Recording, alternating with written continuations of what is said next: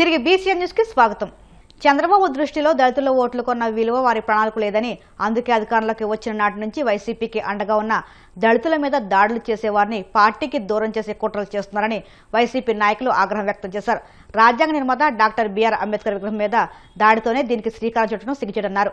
YCP కార్యకర్త మందా salmon దారుణ హత్యకు గురై 10 రోజులైన సందర్భంగా వైసీపీ ఆధ్వర్యం జరిగిన సాల్మన్ సంస్మరణ కార్యక్రమంలో కూటమి ప్రభుత్వంపై నాయకులు తీవ్రంగా విరుచుకుపడ్డారు. అనంతరం నాయకులంతా భారీ ర్యాలీగా పిన్నెల్లి గ్రామానికి వెళ్లి మందా సాల్మన్ కుటుంబాన్ని పరామర్శించి అండగా ఉంటామని భరోసా ఇచ్చారు. మా సోదరుడు మందా సాల్మన్ ని తెలుగుదేశం పార్టీ నాయకులు, స్థానిక శాసనసభ్యుడు ఎరపతినేని శ్రీనివాస్ డైరెక్షన్ లో సిఐ భాస్కరరావు సాక్ష్యంగా అత్యంత దారుణంగా పండుగ రోజు హత్య చేశారు. పాపం సాల్మన్ గారు తెలుగుదేశం పార్టీ అధికారంలోకి వచ్చిన రోజు నుండి బహిష్కరణకు గురై గ్రామంలోకి వస్తే చంపేస్తామని బెదిరిస్తే, ఆ బెదిరింపులు కూడా పోలీసులే చేస్తే భయపడి తలదాచుకుని ఎక్కడో హైదరాబాద్ లో నివాసం ఉంటూ తన భార్యకు బాగలేదని చూడటానికి వచ్చిన సాల్మన్ ను పాశవికంగా అత్యంత దారుణంగా రాడ్లతో కొట్టి చంపేశారు. కాస్ మహేష్ రెడ్డి గారికి, ఎరపతినేని శ్రీనివాస్ కు రాజకీయ కక్షలుంటే, విభేదాలుంటే అది రాజకీయ వేదికల మీద ఎవరు మేలు చేశారు, గురజాల అసెంబ్లీకి ఎవరి హయాంలో ఏం జరిగిందో లెక్కలు పత్రాలతో బహిరంగంగా చర్చకి అనేక మార్లు మహేష్ రెడ్డి గారు ఛాలెంజ్ చేశారు. ఏ ఒక్కరోజు ఎరపతినేని శ్రీనివాసు స్పందించలేదు.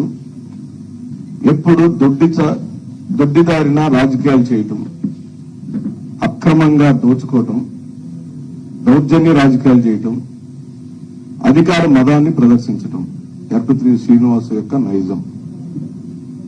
ఏ ఒక్క రోజైనా దళితులకు గాని, బలహీన వర్గాలకు గాని, మైనార్టీలకు గాని ఏ ఒక్క మేలు చేసిన చరిత్ర ఉందా నియోజకవర్గంలో అడుగుతున్నాం. పార్టీ కార్యకర్త మందా సాల్మన్ గారి హత్య అత్యంత దారుణం, బాధాకరం. ఆ కుటుంబానికి మా ప్రగాఢ సానుభూతి తెలియజేస్తున్నాం. మందా సాల్మన్ హత్య చూసినట్టయితే ఇది ప్రభుత్వ నిర్లక్ష్యంతో జరిగినటువంటి హత్యగా భావించాల్సినటువంటి అవసరం ఉంది. ఎందుకంటే ప్రజల ప్రాణాలంటే ఈ కూటమి ప్రభుత్వానికి, చంద్రబాబు నాయుడు గారికి లెక్కే లేదు. ఈ రాష్ట్రంలో రెడ్ బుక్ పాలనలో రాష్ట్ర వ్యాప్తంగా కూడా రక్తపాతం నెలకొంది. లా అండ్ ఆర్డర్ పూర్తిగా ఫెయిల్ అయింది. చట్టం అధికార పార్టీ చుట్టంలా వ్యవహరిస్తోంది. ఈ మందా సాల్మన్ హత్య మనం చూసాం. పిన్నెలి గ్రామంలో దాదాపు 300 కుటుంబాలు బయట ఉండి ఈ పార్టీ అధికారంలోకి వచ్చాక నానా ఇబ్బందులు పడుతుంటే తన భార్యకు బాగలేదని చూసుకుందామని వచ్చినటువంటి సాల్మన్ ని దారుణంగా అక్కడున్నటువంటి తెలుగుదేశం గుండాలు కొట్టి చంపారు. న్యాయం జరిగే వరకు కూడా వైఎస్ఆర్ కాంగ్రెస్ పార్టీ మన పోరాటం ఆపదు అని తెలియజేసుకుంటున్నాము. మందా సాల్మన్ గారు చంపబడ్డారు. రాజకీయ కారణాలతోనూ అట్లాగే తెలుగుదేశం పార్టీ యొక్క మదంతోనూ మందా సాల్మన్ గారు ప్రాణం కోల్పోయారు. ఒక మాట స్పష్టంగా చెప్పాలనుకుంటున్నా ఈ రోజున ప్రభుత్వానికి. ప్రభుత్వం అంటే చంద్రబాబు నాయుడు దగ్గర నుండి దాచేపల్లి సిఐ వరకు మీరు రాజకీయాలని దుర్మార్గం వైపు తీసుకెళ్తా ఉన్నారు. వింటూనే అలాంటి వాళ్ళకి కోపం వస్తా ఉంది. గ్రామాల్లోకి రానియకుండా, ఆ గ్రామాల్లోకి ఒకవేళ భార్యకు బాగలేకపోతే చూసుకోవడానికి వస్తే రాళ్లతోనూ కర్రలతోనూ కొట్టి చంపే కాలాన్ని చూస్తే అనిపించేది ఏంటంటే, చంద్రబాబు నాయుడు, ఆ ప్రభుత్వం, ఆ పార్టీ, వాళ్ళ ఎమ్మెల్యేలు, వాళ్ళ కింద తాబేదారులుగా పనిచేసే కొద్దిమంది పోలీసు వాళ్ళకి మనకి మధ్యన ఒక గెర్రి గీసుకోవాల్సిన టైం వచ్చిందేమో అనిపిస్తా ఉంది. నేను ఇక్కడ ఉన్న అందరికి, ఎందుకంటే పల్నాడు అంటే మేము రాయలసీమ వాళ్ళం, మాది అనుకుంటూ ఉంటాం, మా వాళ్ళే అనుకుంటూ ఉంటాం మేము పల్నాడులో చూసి. ఒకసారి నేను మహేష్ ని కొడతా ఉన్నాను, ఒక వారం 10 లేదా 10 రోజుల్లో మా అందరికి కూడా ఆ దాచేపల్లి పోలీస్ స్టేషన్ చూపి ఒకసారి ఒక 100, 200, 300, 400, 1000, 2000, 10,000 ఎంత మన శక్తి ఉంటే అంత ఎవరికరికి చూడాలని కోరుకుంటే చూసేద్దాం. నాకు వాళ్ళు చూసి గొప్పలు. నేను ఆ రోజు అక్కడే ఉన్నా, జగన్రెడ్డి గారిని కలిసినప్పుడు సాల్మన్ కుటుంబం వాళ్ళు ఏం అడగడంలే, మహేష్ చెప్పినట్లు. సో ఇదే లాస్ట్ చావు కావాలి సార్, ఇది ఊరు బాగుండాలి సార్ అనే మాట్లాడుతూ ఉన్నారు. నిజానికి నాకైతే చెసల కింద చిన్నపిల్లల కింద పెద్ద బుద్ధి ఎక్కడి నుంచి వచ్చిన అనుభవం అనిపించింది నాకు. ఏది ఏమైనా మహేష్ గారిని కోరుతా ఉన్నా, నేను తొందరలోనే ఒకసారి దాచేపల్లి పోలీస్ స్టేషన్ ని చూపించవలసిందిగా నేను. గణతంత్ర దినోత్సవం సందర్భంగా నెల్లూరు జిల్లా గూడూరు పట్టణంలోని సబ్ డివిజనల్ పోలీస్ కార్యాలయంలో డీఎస్పీ గీతాకుమారి జాతీయ జెండాను ఆవిష్కరించారు. చిన్నారులకు, సిబ్బందికి మిఠాయిలను పంచిపెట్టారు. పురపాలక సంఘ కార్యాలయంలో కమిషనర్ వెంకటేశ్వర్లు జాతీయ జెండాను ఆవిష్కరించారు. ఈ సందర్భంగా కమిషనర్ మాట్లాడుతూ నేడు దేశవ్యాప్తంగా పండుగ రోజన్నారు. డాక్టర్ బిఆర్ అంబేద్కర్ రచించిన రాజ్యాంగం ద్వారా అనేక హక్కులు ప్రజలకు కల్పించడం జరిగిందని, దేశ స్వాతంత్ర్యం కోసం ప్రాణాలర్పించిన మహనీయులను ప్రతి ఒక్కరూ గుర్తుంచుకోవాలని పేర్కొన్నారు.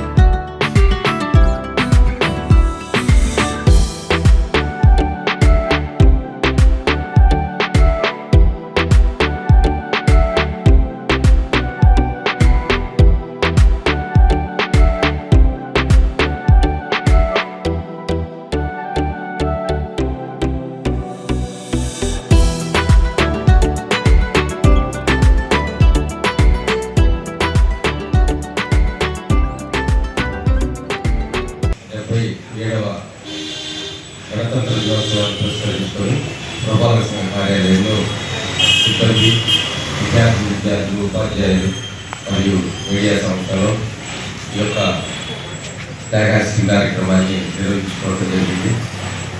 ఎందరో త్యాగదుల త్యాగ ఫలితంగా వచ్చినటువంటి స్వాతంత్ర్యం, ఆ స్వాతంత్ర్యానికి అనుగుణంగా అద్భుతమైనటువంటి రాజ్యాంగాన్ని మనకు అందించినటువంటి డాక్టర్ బాబాసాహెబ్ అంబేద్కర్ మరియు ఇతర మేధావులతో కలిసి ఈ యొక్క రాజ్యాంగాన్ని తయారు చేసి మనం అమలు చేసుకుంటూ మన ప్రజాస్వామ్య దేశాన్ని ముందుకు తీసుకెళ్తున్నాం.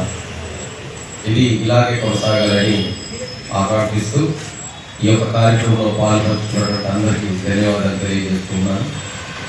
నా సర్వీస్లో ఇది ఆఖరి జెండా పండుగ అవుతుంది. రేపు మేలో నేను రిటైర్ కాబోతున్నాను కాబట్టి ఇది నాకు ఆఖరి జెండా పండుగ. ఎప్పుడు కూడా ఇలాగే ఒక మంచి వాతావరణంలో ఈ యొక్క కార్యక్రమాలు రాబోయే రోజుల్లో నిర్వహించుకోవాలని చెప్పి సిబ్బందిని అందరినీ కోరుకుంటూ అందరికీ ధన్యవాదాలు తెలియజేస్తున్నాను. ముఖ్యంగా మీడియా మిత్రులకు నా హృదయపూర్వక నమస్కారాలు తెలియజేస్తున్నాను. సూర్య జయంతి పర్వదినాన్ని పురస్కరించుకుని తిరుమల శ్రీవారి ఆలయంలో నిర్వహిస్తున్న రథసప్తమి మహోత్సవాలు ఆధ్యాత్మిక వైభవంతో జరిగాయి.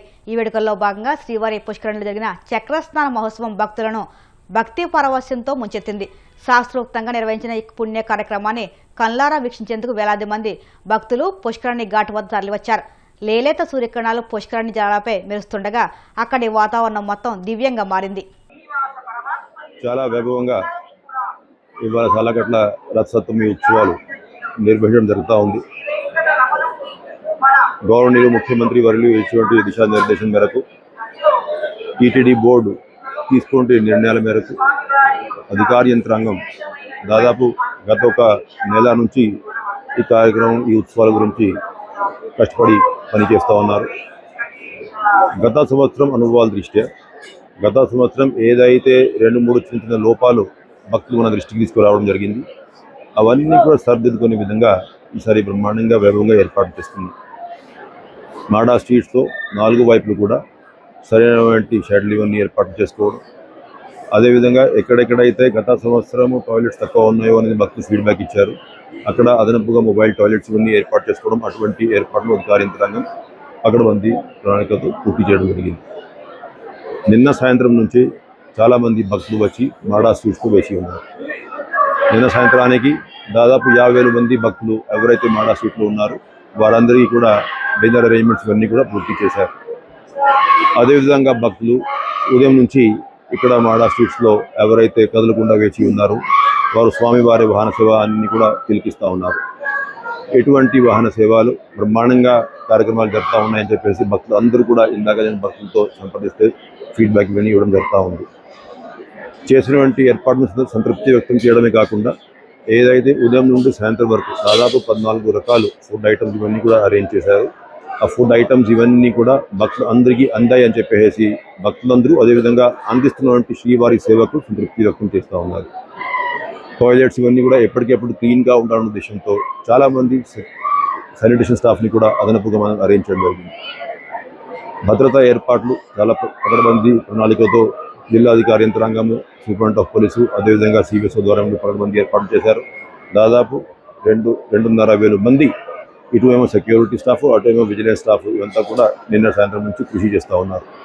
అదేవిధంగా చాలా ఎక్కువ వెహికల్స్ ఈ సందర్భంగా తిరుమలపైకి రావడం జరిగింది కాబట్టి అన్ని పార్కింగ్స్లో సరైన స్టాఫ్ని పొజిషన్ చేసుకుని భక్తులకి ఎప్పటికెప్పుడు గైడెన్స్ ఇస్తూ ఆ పార్కింగ్ ప్లేసెస్ కూడా పూర్తిగా యూటిలైజ్ చేయడం జరుగుతూ ఉంది.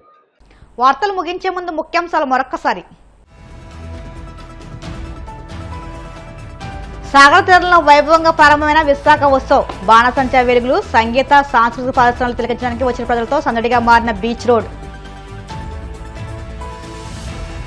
నెల్లూరులో ఆయుష్ హోమియోపతి డిస్పెన్సరీ యూనిట్ కు శంకుస్థాపన చేసిన మంత్రి నారాయణ, 3 నెలల్లోగా ఆసుపత్రి నిర్మాణం పూర్తి చేస్తామని హామీ. మంగళగిరిలోని జనసేన పార్టీ కేంద్ర కార్యాలయంలో ఘనంగా 77వ గణతంత్ర దినోత్సవ వేడుకలు, జాతీయ పథకాన్ని ఆవిష్కరించిన మంత్రి నాదెండ్ల మనోహర్. నరసాపురం స్వర్ణాంధ్ర ఇంజనీరింగ్ కళాశాలలో ఘనంగా రిపబ్లిక్ డే వేడుకలు, జాతీయ జెండాను ఆవిష్కరించిన ప్రభుత్వ విప్ ఎమ్మెల్యే బొమ్మడి నాయకర్. ఈ వార్తలు ఇంతలో సమాప్తం. మరిన్ని వార్తల కోసం BCN digital YouTube channel, Facebook పేజీని ఫాలో అవ్వండి. అప్డేట్ వార్తల కోసం ప్లీజ్ సబ్స్క్రైబ్.